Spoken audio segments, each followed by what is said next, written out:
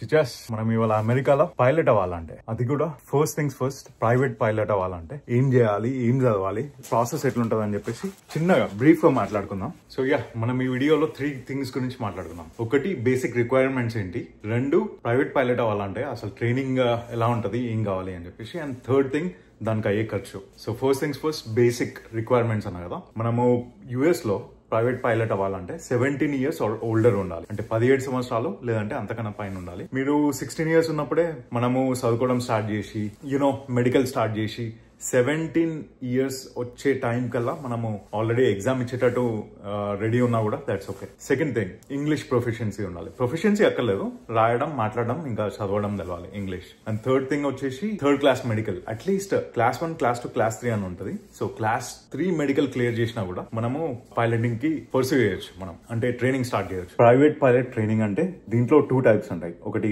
Part 61 school, part 141. నేను చేస్తుంది part 141. అది ఒక స్ట్రక్చర్ ఉంటుంది, ఒక కాలేజ్ కి యూనివర్సిటీకి వెళ్ళినట్టే ఉంటుంది. మనం వెళ్ళే క్లాస్ రూమ్ లో కూర్చొని చదువుకొని దాని తర్వాత స్కెడ్యూల్ ఉంటుంది, ఆ స్కెడ్యూల్ ని బట్టి వెళ్ళి ఫ్లైట్ ట్రైనింగ్ చేసి మన సర్టిఫికేషన్ తీసుకుని రావాలి. సెకండ్ ఆప్షన్ ఏంటంటే పార్ట్ 61. మీలో చాలా మంది ఐటీలో వర్క్ చేస్తుంటారు, బ్యాంకింగ్ లో వర్క్ చేస్తుంటారు, డాక్టర్లు, ఇంజనీర్లు, డిఫరెంట్ ప్రొఫెషన్స్ లో ఉంటారు. మేము పైలటింగ్ ని హాబీగా పర్సూ చేయాలంటే ఎట్లా అని చెప్పేసి మీకు క్వశ్చన్ వచ్చినప్పుడు పార్ట్ 61 స్కూల్స్ మీరు ఆప్ట్ చేయాలి. పార్ట్ 61 ఏంటంటే కొద్దిగా ఎక్కువ ఫ్లెక్సిబిలిటీ ఉంటుంది. నా ఓన్ టైంలో నేను చదువుకుంటా, నా ఓన్ టైంలో నేను వెళ్ళి ఫ్లైట్ ట్రైనింగ్ చేసుకుంటా. So simple difference. పార్ట్ 141 అంటే వెళ్ళి క్లాస్ రూమ్ లో కూర్చొని చదవాలి. పార్ట్ 61 అంటే కొద్దిగా ఈవెన్ మోర్ ఫ్లెక్సిబిలిటీ ఉంటుంది. సో మీరు ఏం చేస్తున్నారో అది చేస్తూనే పక్కన టైం దొరికినప్పుడల్లా మీరు వెళ్ళి పైలట్ ట్రైనింగ్ చేస్తూ ఉండొచ్చు. Part 61, part 141 2 types of structures ఉన్నాయి కదా. కొద్దిగా ఇన్ డెప్త్ వెళ్తే దీంట్లో 2 పార్ట్స్ ఉంటాయి. సో పార్ట్ 61 అయినా పార్ట్ 140 అయినా ఒకటి రిటర్న్ టెస్ట్ ఉంటుంది, ఇంకోటి ప్రాక్టికల్ టెస్ట్. రిటర్న్ టెస్ట్ అంటే మనకి కొద్దిగా ఏరోడైనమిక్స్ మీద, వెదర్ మీద,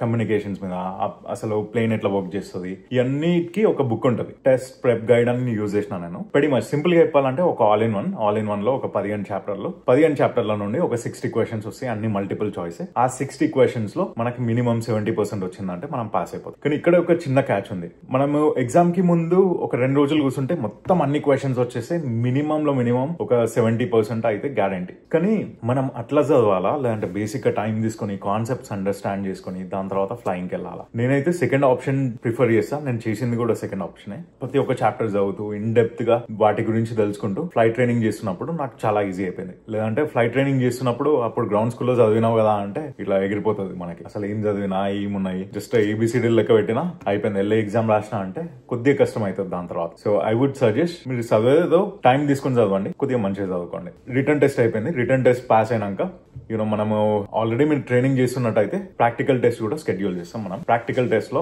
మనము ఏరోప్లేన్ లో ఇంకో డెసిగ్నేటెడ్ పైలట్ ఎగ్జామినర్ అని ఉంటాడు, అతనితో వెళ్ళి 1 hour 2 hours బేసిక్ మనూవర్స్ కానీ, లేదంటే ఎమర్జెన్సీ ప్రొసీజర్స్ కానీ, క్రాస్ కంట్రీ వెళ్తున్నప్పుడు మనకి సినారియోస్, సిచ్యువేషన్స్, ఇప్పుడు నువ్వు గాల్లో ఉన్నావు, నీకు పెట్రోల్ అయిపోయింది, లేదంటే నువ్వు క్లౌడ్ లో ఉన్నావు, నీకేం కనిపిస్తలేదు. సో ఇట్లాంటివన్నీ, ఇప్పుడు నువ్వు వెళ్ళాలనుకున్న ఎయిర్పోర్ట్ లో షట్ డౌన్ ఉంది, సో అక్కడ రన్వే రిపేర్ లో ఉంది, ఇట్లా డిఫరెంట్ సినారియోస్, సిచ్యువేషన్స్ లో వాళ్ళు మనం టెస్ట్ చేస్తారు. ఆ ప్రాక్టికల్ టెస్ట్ కి ముందు రోజు కావచ్చు, సేమ్ డే కావచ్చు, లేదంటే ప్రాక్టికల్ టెస్ట్ కూడా 2 parts ఉంటుంది. ఒకటి ఓరల్, ఒకటి యాక్చువల్ ఫ్లయింగ్ టెస్ట్. సరే కానీ ఆ ఓరల్ టెస్ట్ లో ఏముంటొచ్చా అంటే, మనము అంతకుముందు 1 week టైం తీసుకుని ఒక ఆల్ ఇన్ వన్ చదివి ఊది పడేసినాం చూడు, అదే నాలెడ్జ్ మీద మనకి కూర్చొని ఒక 2 గంటలు క్వశ్చన్స్ అడుగుతూ ఉంటాడు. సో అప్పుడు ఏబిసిడీలు చదివితే అంతకన్నా టఫ్ ఉంటుంది ఇంటర్వ్యూ, బట్ అప్పుడు ఇన్ డెప్త్ కొద్దిగా నాలెడ్జ్ చదివినాం అనుకో, సో చాలా ఈజీ అయిపోతుంది.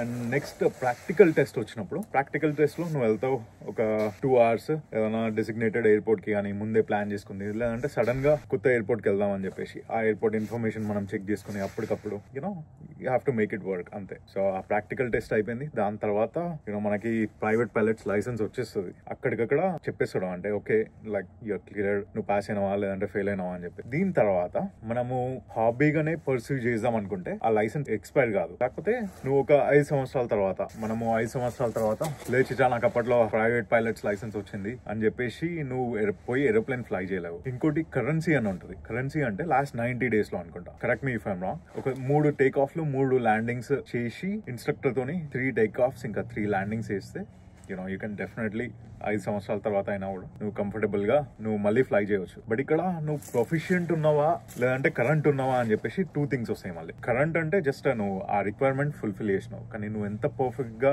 అన్ని థింగ్స్ నీకు గుర్తున్నాయి లేదంటే ఎంత మంచిగా ఫ్లై చేసావు అన్నది అది సెకండరీ థింగ్. ఖర్చు ఎంత అయితే వచ్చిచ్చా అంటే I think on an average US లో ఒక 10,000 నుండి 18,000 అని చెప్పేసి చెప్తారు. But it really depends on how many hours. కొంతమందికి 40 గంటలలో అయిపోతుంది ట్రైనింగ్, కొంతమందికి 50, 60, 70 అవర్స్ పడుతుంది. ఇట్ రియల్లీ డిపెండ్స్ ఆన్ మనం ఎంత మంచిగా చదువుతున్నాం, మనం ఎంత మంచిగా ట్రైన్ అవుతున్నాం. దాని మీదకి వెళ్ళి if everything is flowing smooth well and good ఒక లో కాస్ట్ లో అయిపోతుంది. లేదు అంటే ప్రతి స్టేట్ లో డిఫరెంట్ ప్రైజెస్ ఉంటాయి.